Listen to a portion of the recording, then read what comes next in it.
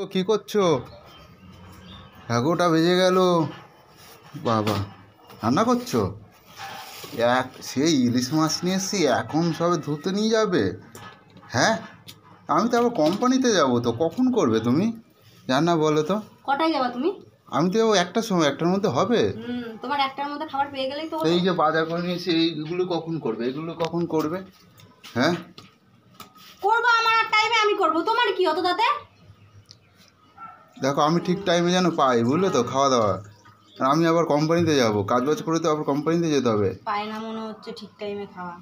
প্রতিদিন খাওয়া খাওয়া নিয়ে ঝামেলা করে ভালো লাগে না ব্যাং। ঠিক আছে, তুমি ভালো করে টেস্ট করে করো, তাহলে ভালোবাসা পাবে আমার কাছে। যেরকম আমি বানাবো সেরকমই খেতে হবে। ভাপা করবে কিন্তু, হ্যাঁ?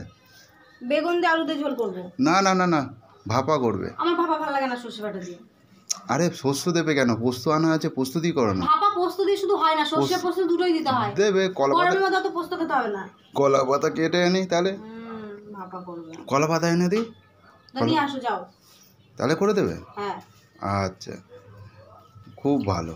এইভাবে কথা শুনলে তো খুব ভালোই লাগে। আর আমাদের ঝগড়া টগড়া অত করতেও লাগে না। যাও ধুয়ে নাও।